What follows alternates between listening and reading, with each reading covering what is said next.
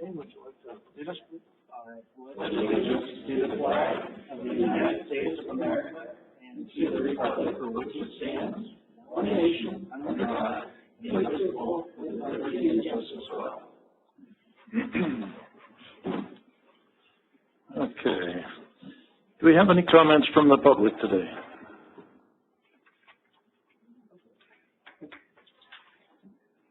Seeing none, do we have any corrections to the agenda or consent calendar? We do. We have a change. We are asking to pull agenda item 6B, Tahoe Bayview backup power and Tahoe well rehabilitation from the agenda as it's not ready for consideration at this time. Okay. Anything else? Board members, anybody like to pull anything from consent for discussion? And do we have a motion to approve? Move to approve. Second. Moved and seconded. Any discussion?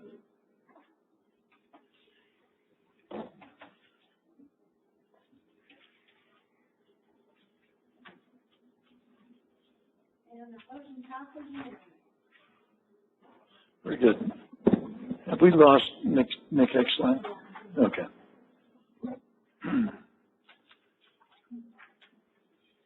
All right. We don't have any items for separate discussion or action, so let's go to item 6A. Start with that. Thank you, Mr. President. Keith Collins, General Counsel to the District. The item before you this afternoon stems from our discussion 2 weeks ago at the Capital Improvement Project Workshop. Several board members expressed an interest in using the district's own employees to conduct and perform minor public works projects. But given the limits in state law that anything over $15,000 needed to be competitively bid, that put a hamper on the ability for the district to use its own employees. But we did discuss briefly the option of electing to become subject to the Uniform Public Construction Cost Accounting Act, which allows the district to adopt higher thresholds for public bidding requirements. This law allows the district to use its own forces to perform public works projects that do not exceed $60,000, and to use informal bidding procedures when the project does not exceed $200,000. Anything over $200,000 would still need formal bidding procedures. And so what we are seeking now is direction for staff to return to the board with a resolution electing to become subject to these streamlined, relaxed procedures, and then to prepare an ordinance that lays out those informal procedures, and then also to make corresponding changes to the district's purchasing policy just for consistency. And I'm informed that our CFO also needs to make a few statements as part of this presentation, and she'll do that now.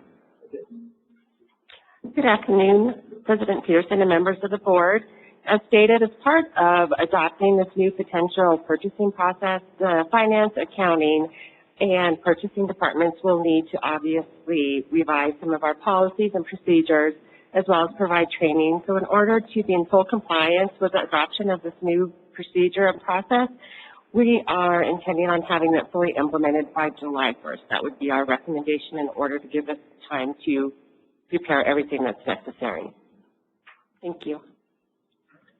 Just to let you know, staff, of course, is very much in favor of this. Okay.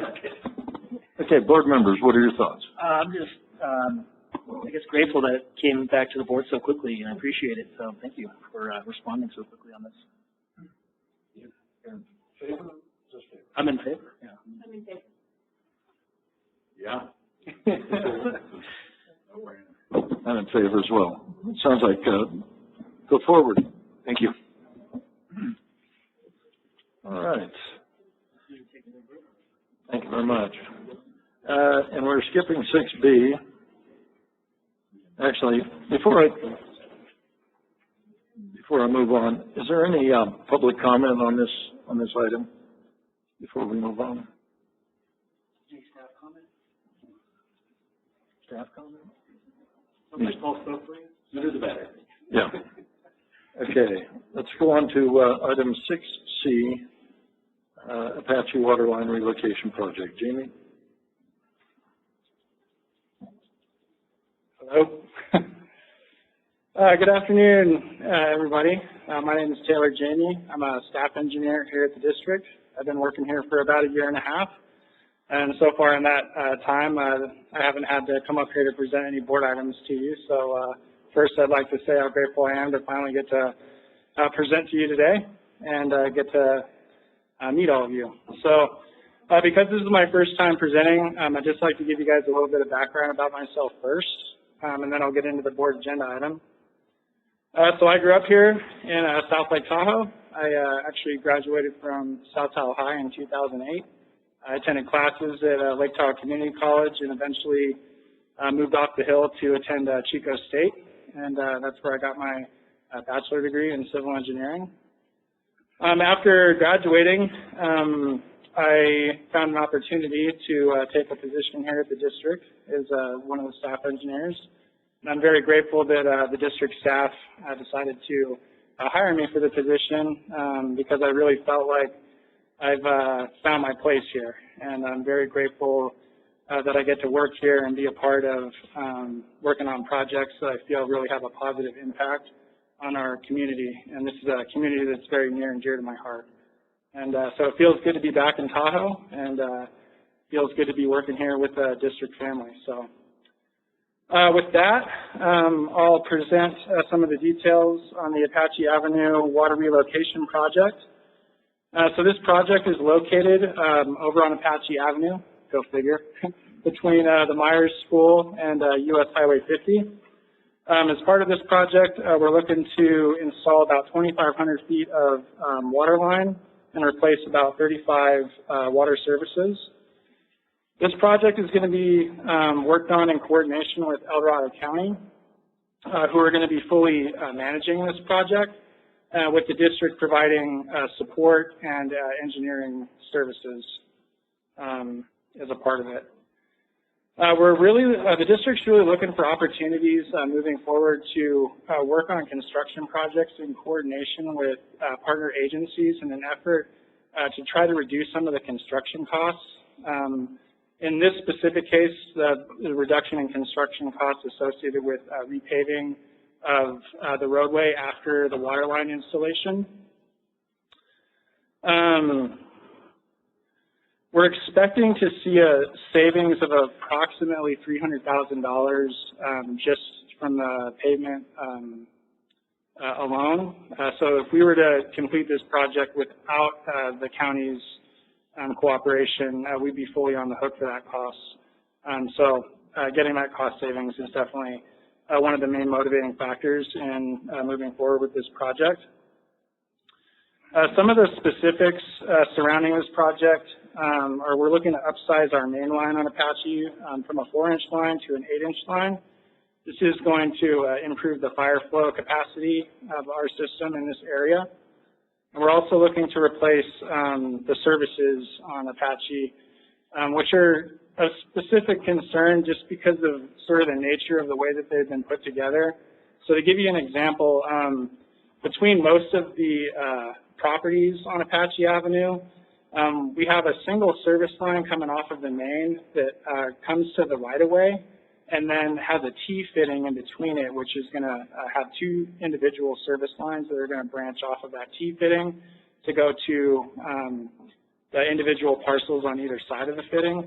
And the way that these service lines are connected to that fitting are using like a hose clamp, which is not something that we're accustomed to seeing for utility, water line utility infrastructure. So the district is concerned that these connections are going to be prone to water leaks in the future, and we're really trying to avoid that now that the county is going to be coming in here and performing improvements in like a beautification project in this area.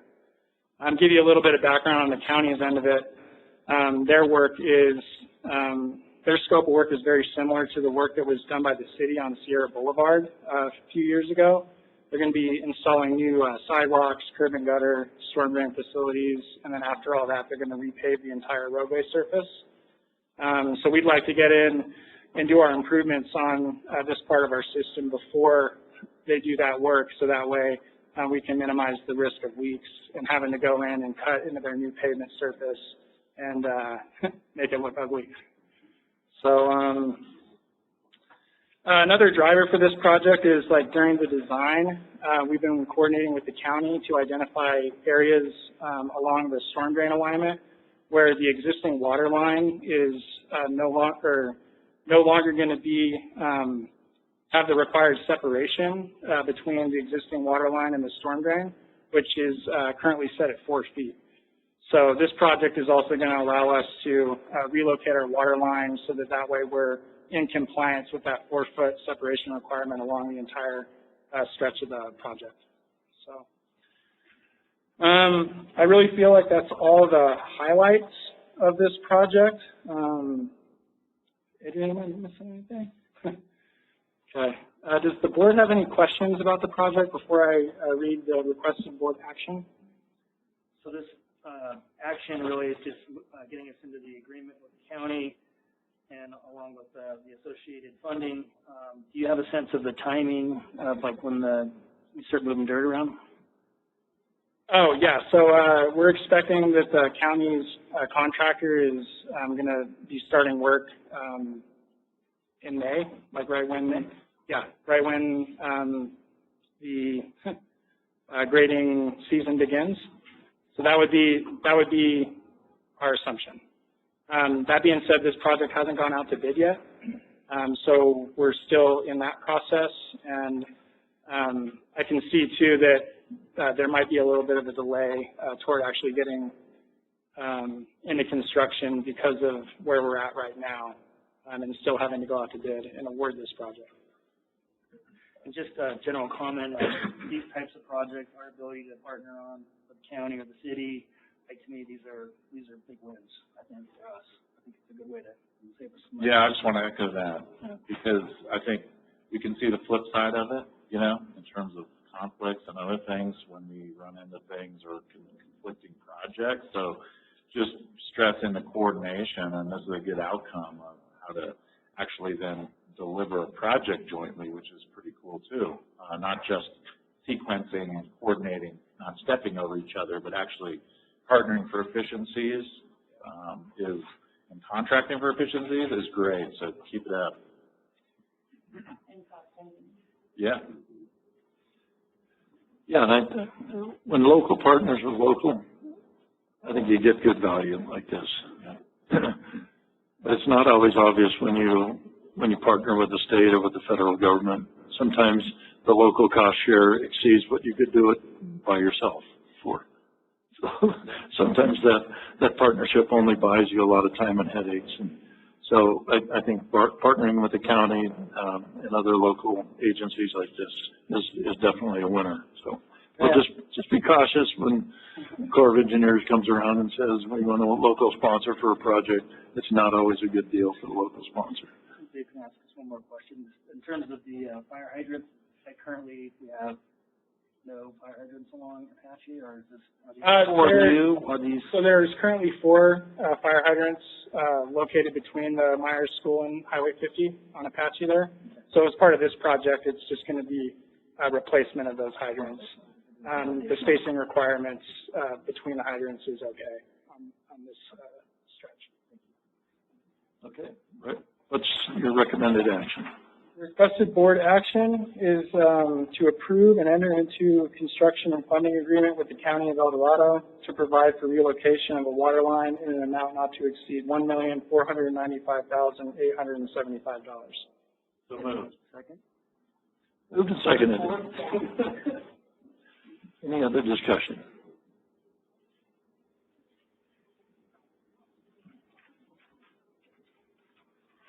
Taylor, you did good. Thanks. Good job. Nice to meet you.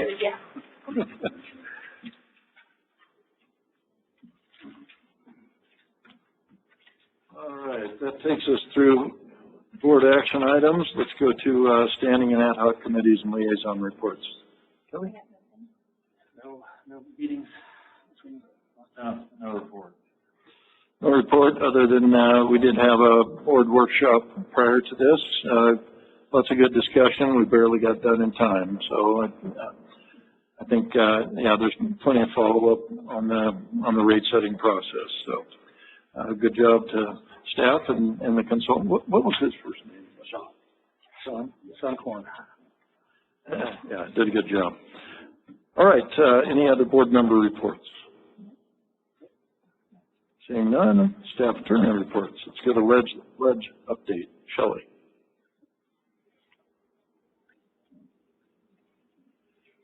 Good afternoon. Just wanted to provide an update on where things are at with our legislative advocacy. We're hosting Congressman Kiley and one of his staffers at Heavenly Resort next Friday for a morning ski day. There's various other California Tahoe Alliance partners that are going to be joining us. The purpose of the event is to really continue to build that relationship with the congressman.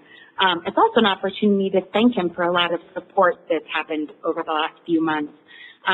Thanking him for submitting our Pioneer Trail project as an earmark project that's still on the list.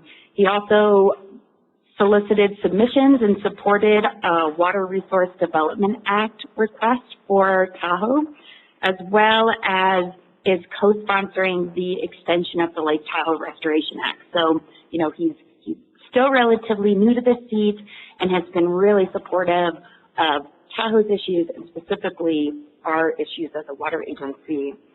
Wanted to provide an update on that earmark request for Pioneer Trail. Congress is still 6 months delayed on passing a spending bill, but I am still hopeful that when it passes that if it is able to pass in mid-March, our Pioneer Trail project will be included in that. There's earmarked for just over $1 million for that project. It's also ranked highest on the Water for Fire Partnership, which means pending the Forest Service allocation, we could receive an additional $1 million to help fund that project that we plan to build next summer. So I'll keep you posted. Regarding that Water Resource Development Act request that Kylie helped put in for us, we worked with North Tahoe PUD, Tahoe City PUD, IVGID, Kingsbury GID, Round Hill GID, and Douglas County, essentially all the public water agencies in the basin, to submit a $30 million request through the Water Resources Development Act, Section 219. So this is for environmental infrastructure, and our request is to fund water infrastructure in the Tahoe Basin. Congressman Kiley submitted this request on our behalf. Nothing in WRDA moves quickly. This is kind of a long-term goal and request, but I'll keep you focused. I'll keep you updated. You're going to be retired by the time that gets done. Well, I know. It is a long-term, multi-year process, and we'll see if anything ends up coming of it. And it involves the Corps of Engineers. It does. It does. Is it just water, or is it? It's just water. The focus was just on showing, on water infrastructure, we kept the request pretty broad since it'll be many years before we find out if and how much funding we receive. I have a trip to DC scheduled for the week of March 11th. This is a little different than past trips that we've taken. Normally we go out either just as the district or as us with our other water purveyors. This year, Team Tahoe is going out. So Lake Tahoe Restoration Act is due to expire, and it is in all of our best interest to try to get that extension. So the League, Tahoe Regional Planning Agency, Washoe Tribe, Tahoe Fund, the Community College, UNR, the city, Washoe County, Placer County, Tahoe Transportation District, and the Forest Service, LTBMU, are all sending representatives out that week. So I'll spend 2 days joining Team Tahoe, making the rounds, really pushing for the extension of Lake Tahoe Restoration Act. As a reminder, the Tahoe Water for Fire Suppression Group receives around $2 million annually, with Congress appropriating up to $10 million for water infrastructure, which falls under that LTRA umbrella. So it benefits us directly to extend the Lake Tahoe Restoration Act. obviously a big point I'm going to be pushing the entire time is this discrepancy in the Forest Service giving us $2 million when Congress said they can give us up to $10 million, and there's a lot more water infrastructure projects that could go in immediately with that $8 million difference. Then after Team Tahoe leaves, North Tahoe PUD and I are spending an extra day to do water-specific meetings with our federal lobbyists. So I think that there are pros and cons of going alone versus going in a group. I think the timing of this with Lake Tahoe Restoration Act is really exciting because it shows that nonprofits, public, city, county, public utility districts all really benefit from the money that comes into the basin through LTRA. Yeah. Are the other water agencies bringing board members, or is it all staff?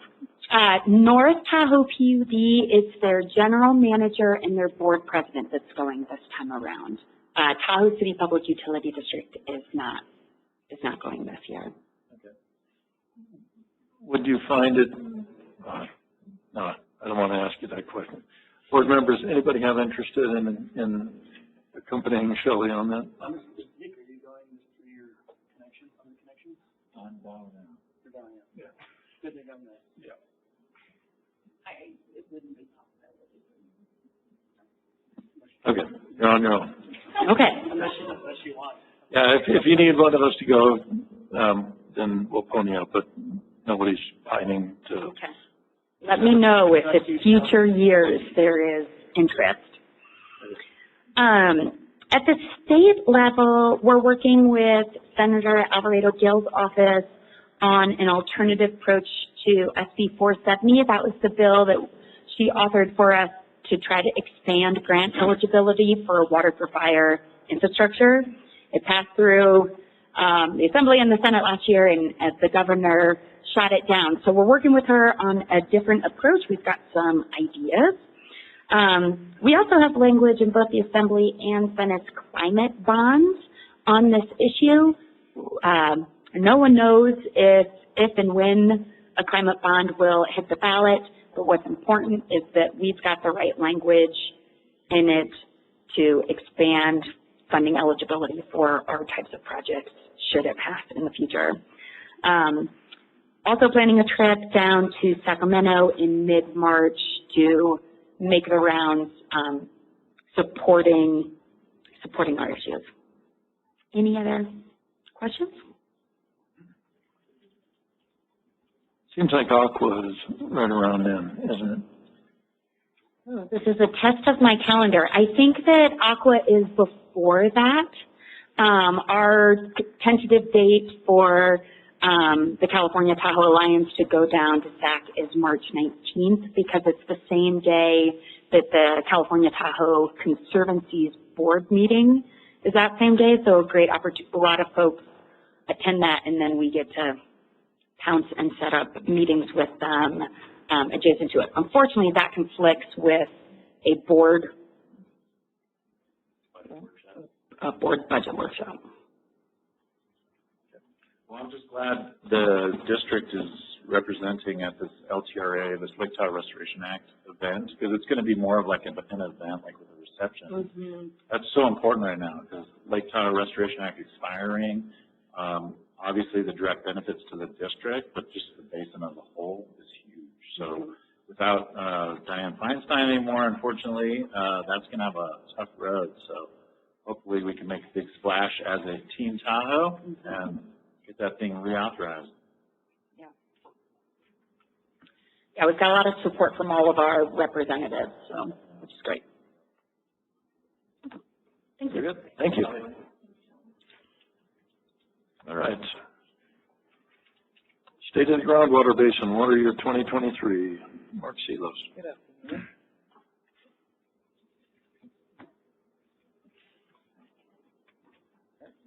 You see it?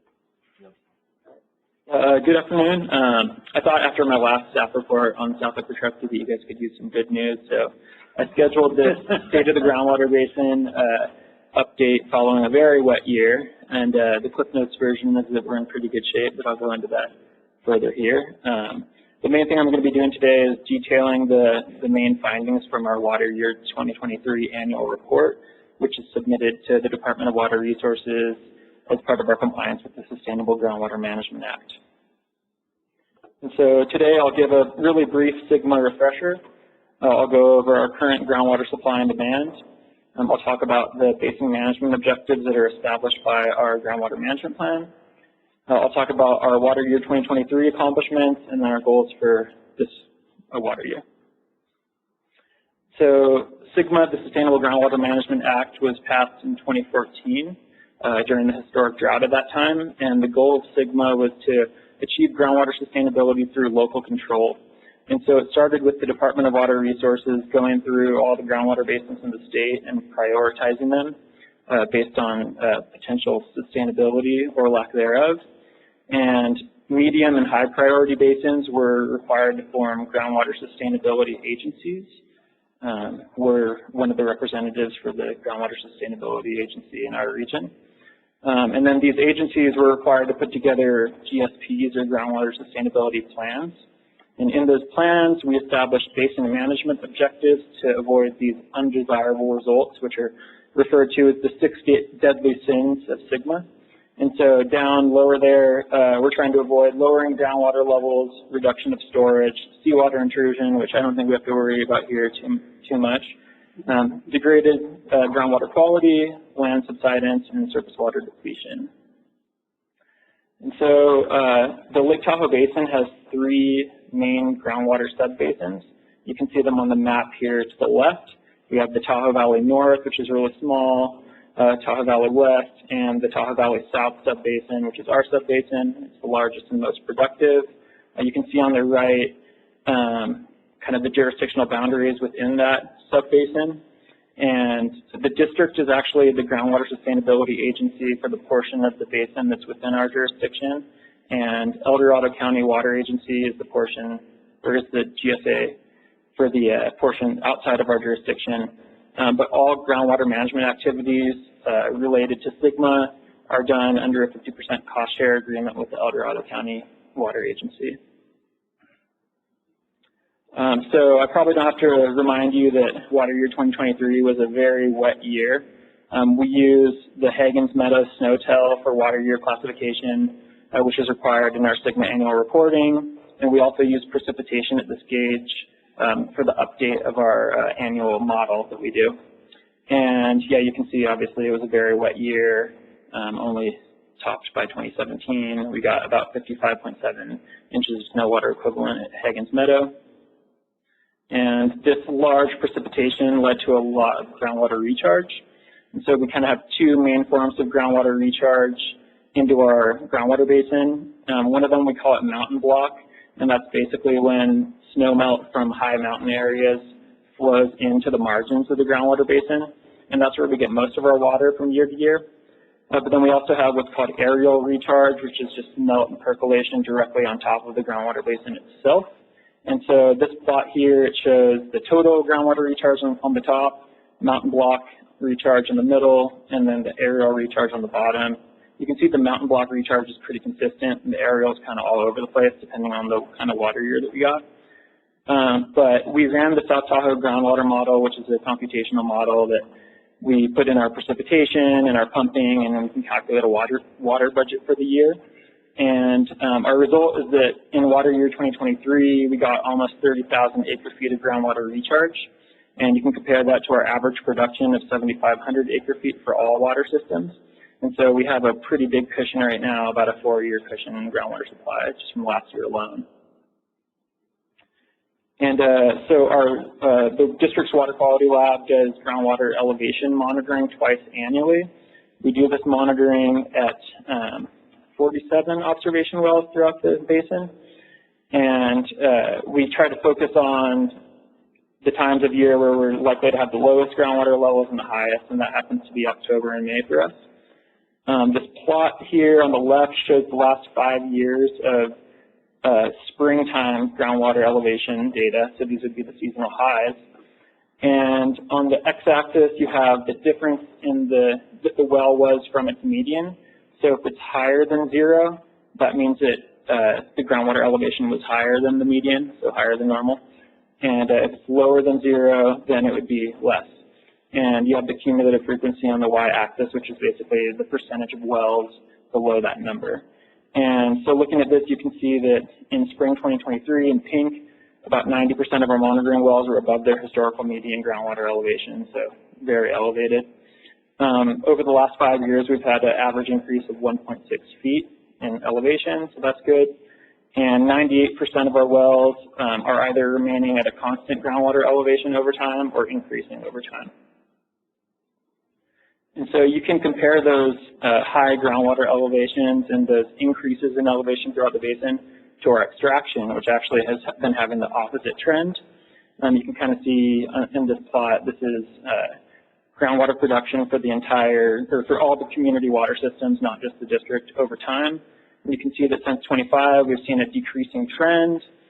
In a water year 2023, the combined production from all the community water system wells was 5,851 acre-feet, and this is significantly lower than the average since 2005 of 7,440 acre-feet, and much, much lower than the sustainable yield of 13,200 acre-feet. And that sustainable yield was a metric of our groundwater management plan, which is basically an extraction per year to avoid undesirable results.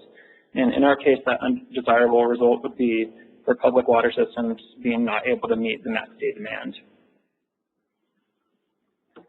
So you can kind of see a graphical representation of pumping from 2023 water year on the left. You can see, so the size of the dot corresponds to the amount pumped. You can see that most of our extraction is kind of north toward the south margin of Lake Tahoe and the Al Tahoe areas where we extract most of our water. On the right here, this is actual consumption data from just the district, not from the different water purveyors, but we think that this is pretty representative of all the water purveyors. And you can see that most of our consumption was from single family and commercial, and we had a total loss of about 516 acre-feet, which corresponds to about 10%, which is consistent with our historical water loss audits that we've done. So next, moving on to groundwater supply. So we calculate groundwater supply every year, and it's basically the amount of water that we have in storage that's calculated from our model, minus the storage threshold, which is another threshold where if we see lower groundwater levels in that volume, then we would start seeing negative results, not be able to meet maximum daily demands. And our most recent estimate is that we have about 47,000 acre-feet of available groundwater storage. And again, our average production is about 7,500 acre-feet per year, so we have a pretty good cushion there. So we last updated our groundwater management plan in 2022, and in that update we established 8 basin management objectives, and they're all shown below here.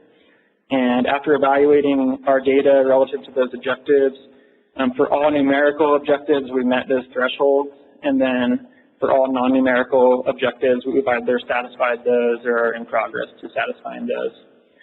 Some key accomplishments from last water year was that we met all of the Department of Water Resources reporting requirements. We hired a new plan manager. Hello. We also convened 1 stakeholder advisory group meeting in June. We have 2 planned for the next water year. And we also executed contracts for multiple groundwater management projects, which I'll go into in the next slide. And so that kind of moves me on to our management goals for water year 2024. First, we have interagency coordination and public outreach. Like I said, we have 2 stakeholder advisory group meetings planned. We have the first one next Thursday that'll be held here in the boardroom. We'll be monitoring new regulations as they come out. One of the things that's on our radar is Executive Order N722, which increased the level of involvement of groundwater sustainability agencies in issuing local well permits. And so one of the discussion topics for that meeting is going to be developing a policy to comply with that. We also have plans to implement a public-facing database where members of the public are going to be able to access not only groundwater data, but also water quality data, and that's going to increase our transparency as a groundwater sustainability agency and as a public utility. We have a number of technical projects planned. The most pressing is we're going to be finalizing a groundwater-dependent ecosystems monitoring plan. We're working with the Desert Research Institute to basically develop a plan to maintain compliance with the SGMA requirement to avoid impacts to these groundwater-dependent ecosystems from excessive pumping. We're planning on continuing all of our monitoring and all the required reporting, and we're going to be working with El Dorado County Water Agency on our normal cost share that we do annually, and also hopefully identifying additional funding sources. And so with that, I could answer any questions if there are any. Can you flip back to the goal slide? I'm just curious. And then I guess for me, like, what types of, so we're looking at more of the ecological benefits of groundwater and us maintaining certain levels, but I guess I'm just curious, have we explored kind of the effects of climate change on our groundwater supplies? Is that something that's available? Yeah. So in our 5-year update to our groundwater management plan, which we call our alternative plan, but it's functionally the same thing as the groundwater sustainability plan, we actually do 50-year climate projections into the future where we load climate data and climate projections into the South Tahoe groundwater model. And so basically it's feeding in different like precipitation regimes, different evapotranspiration from the climate. And we're projecting our water supply out into the future on a 50-year cycle. And actually one of the pieces of technical work that we're working on with Desert Research Institute is to update the groundwater model to include a new and more recent climate, set of climate projections so that we can have more accuracy in the future there. Exactly, yeah. And the next update is going to be in 2027 for that. Yeah. And then what's your vision for, I guess, making more transparent this database for groundwater data? Yeah. I'm wondering if it has any nexus with some of the work that Shelley's doing, the website update. Yeah, I think so, for sure. And definitely in some of our discussions with you in the ops meeting that we had about the data transparency, this is one of our priorities. But yeah, basically, so we're working with a vendor called Geologic, and they've basically developed this kind of custom database application that's specifically for groundwater sustainability agencies. And so kind of the goal is like, in place of our groundwater management page on the website, we would have this portal where people could go to not only download reports and everything, but you'd actually have like a ArcMap style mapping application where you could go click around and see, you know, what are groundwater levels near my home, how many wells are near me, what's the water quality that I'm getting in my area, things like that. And but yeah, I think there's definitely some nexus to be had with what Shelley was talking about. Question for you. You know, most of this is compliance. It's a compliance document. We don't have a water supply problem here, and we're not likely to ever. Even if yeah, I know, but even if it stopped snowing, stopped raining completely, we could, you know, the groundwater wells would pull water from the lake. So it's like pretty much an infinite supply of fresh water. So I guess what I'm wondering, is there anything in this plan or anything in our planning process that helps our engineering team plan out water production facility planning? You know, is there some way we can bend this annual report into something that's actually useful for us? Yeah. That was probably a lousy way to say that. No, I definitely, I agree with you on that.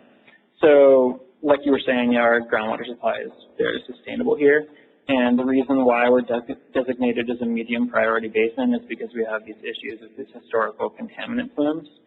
And obviously with the South Y PCE plume, even though that's not jeopardizing our water supply on a basin-wide scale, it's definitely caused some serious operational problems for individual water purveyors. And so kind of leveraging our groundwater management report, our annual reporting that we're doing to DWR, we hope to be able to attract additional resources to address those problems. Because it's not only the keys, I mean, it plays into the consolidation, potential consolidation certainly, but also we have issues with low pressure in that area that are directly related to the fact that we had to remove a bunch of our wells from service. And so I would say, yeah, even though from a water supply sustainability standpoint, we're in good shape, I think that we could definitely leverage this to get more resources and attention on the contaminant issues that we're facing. Yeah, and perhaps a feedback loop of, as engineering looks out, you know, if we need to drill other wells or modify wells for wellhead treatment, or, you know, reopen wells that we've got closed or on standby, whatever those plans may be, if they can work their way into this report to get validated, or the other way around. If this report could point to where more production should be located or could be located, where it makes the most sense. I guess I'm kind of groping for some practical solutions in here, things that help us with some of our historic problems. Definitely, yeah, and we definitely have like future well and water resource location as sort of a different project that's not really tied into this per se. But one of the things that I see as useful about this is that since we're the lead for the Groundwater Sustainability Agency, I'm compiling data from all the different water purveyors and also from public wells, and we're analyzing that all as one cohesive data set as opposed to like just having our regions where we have wells. And so that does help us kind of get a bigger, higher level understanding of the aquifer, so that when we do want to put in an additional well eventually, then we'll, you know, have better information that'll show us where we might have success. Very good. Thank you. Yeah. No, good presentation. I mean, it packed a lot of information in there and presented it in a way that was consumable even by me. So thank you. Always learning. And that was just a lot in there. I like it. Thank you. I can almost guarantee you this is the happiest report of any agency in California. Maybe with the exception of some of the water quality stuff. All right, let's go on to GM report. So just a couple of quick things. Staffing update. On Tuesday, we held interviews for the district's chief plant operator. There were 8 interviewees, all good. Ended up selecting Phil Trella, who's been an employee of the district for just 39 years. You know, we were laughing talking to him yesterday, saying, you know, you spent 2/3 of your life at the district. Yeah. Anyway, we're really excited about that, and he's very excited about it, and that'll provide some other opportunities for others to move up. And then we're reviewing applications for the director of operations. I know Liz would like us to have those done by the end of the weekend. We are screening 16 applicants that met the minimum requirements, and got some good candidates both internally and externally. We're excited about that. Then just as a reminder, another workshop 2 weeks from today, same time, 12 noon, and this one's going to be on water rights.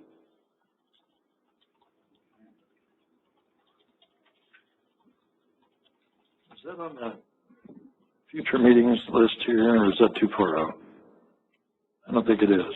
Future meetings, so repeat that again. 12 p.m., so noon,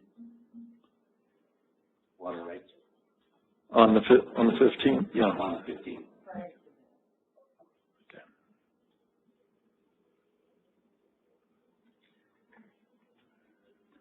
Super. I'll cook and lunch for that one. Oh, yeah. Okay. Maybe the board should. Any questions for Paul? All right. Past and future meeting events are noted under item 11. We just added a future meeting on 2/15 from 12 to 2, board workshop on water rights. With that, we'll go into closed session.